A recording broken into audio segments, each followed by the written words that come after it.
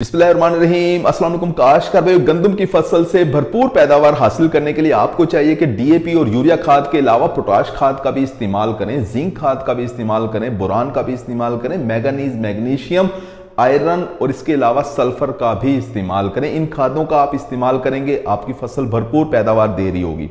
होता क्या है, अगर आपकी ज़मीन के अंदर मैंगनीज की कमी है या जिंक की कमी है तो पौधा शगुफे कम निकालेगा, पौधे का कद भी छोटा रहेगा। इसी तरह से अगर बोरान की कमी है अगर आपकी ज़मीन के अंदर तो होगा क्या, पौधा बढ़ोतरी तो कर जाएगा लेकिन बाद में जब सिट्टा बनेगा तो सिट्टे के अंदर दानों की तादाद कम होगी। इसी तरह से अगर आपके रकबे के अंदर मैग्नीशियम की कमी है, सल्फर की कमी है तो होगा क्या, पौधे आपको पिलाहट के अंदर नजर आएंगे, पौधे सही तरह से खुराक बनाएंगे नहीं और पौधे पत्तों के अंदर खुराक बनाते हैं, हरियाली हमें नजर आती है, फिर यही खुराक होती है जो बाद में सिट्टे के अंदर जाती है, सिट्टे के अंदर दानों की भराई होती है, दाने मोटे वजनी हासिल होते हैं। पोटाश की अगर कमी है आपके खेत के अंदर तो दाने आपको हल्के हासिल होते हैं, बारीक सुकड़े हुए दाने आपको हासिल होते हैं। काश भी ये सारी की सारी वो खादें हैं जो आप पत्तों के जरिए भी दे सकते हैं। देखिए, गंदम का जो पौधा होता है या कोई भी फसल हो आपकी, वो जमीन के जरिए भी खुराक लेती है, पत्तों के जरिए भी खुराक लेती है। पत्तों के जरिए जब आप खुराक देते हैं तो ये बहुत ही ज़बरदस्त तरीका होता है क्योंकि इसके अंदर एक तो आपको खुराकी अज्जा कम मिकदार के अंदर देने पड़ते हैं, यानी आपका खर्चा कम होता है, सस्ते पड़ते हैं आपको, और दूसरा पौधे की अपटेक बहुत अच्छे तरीके से होती है।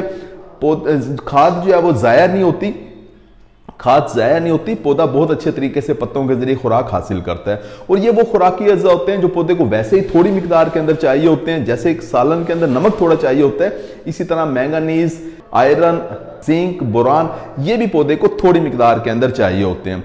काश्तकार भाई, इनकी मिकदार की अगर बात की जाए तो आपको चाहिए कि आप जिंक 250 ग्राम फी एकड़ इस्तेमाल करें जब आप स्प्रे के अंदर इस्तेमाल कर रहे हैं।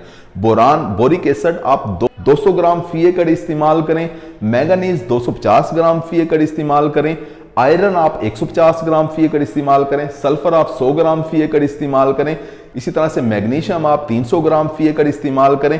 इन सारी चीज़ें आपस में मिक्स करें, 100 से 120 लीटर पानी इस्तेमाल करें, 1 एकड़ के ऊपर स्प्रे करवा दें। इसके साथ अगर आप 2 किलोग्राम यूरिया भी इस्तेमाल कर लेते हैं, मिक्स कर लेते हैं तो आपको मजीद अच्छे रिजल्ट मिल रहे होते हैं। काश कभी सारी की सारी चीज़ें मार्केट में आपको आसानी के साथ मिल जाती हैं। आपको सारी चीज़ें ना भी मिलें, यानी 7-8 चीज़ें सारी की सारी ये ना भी मिले, 2, 3, 4 जितनी भी मिल जाती हैं आप स्प्रे करवा दें जब आपकी फसल 60 से 70, 80 दिन की हो, यानी दूसरा पानी आप लगा चुके हो, उसके बाद आपने ये स्प्रे करवाना है। और एक स्प्रे अगर आप करवाएंगे तो आपको कोई बहुत अच्छे रिजल्ट नजर नहीं आ रहे होंगे, कम से कम 2 स्प्रे करवाएं, 8 दिन के बाद दोबारा स्प्रे करवाएं, 2 से 3, 4 स्प्रे आप करवा देंगे, इसका कोई नुकसान नहीं है, आपको फायदा ही नजर आ रहा होगा। फसल आपकी हरियाली के अंदर आ जाएगी, पिलाहट उसकी खत्म हो जाएगी, दाने बहुत अच्छे तरीके से बनेंगे, आपकी पैदावार बढ़ रही होगी। उम्मीद है कि वीडियो आपको समझ आ गई होगी। अपना ख्याल रखिएगा। अल्लाह हाफिज।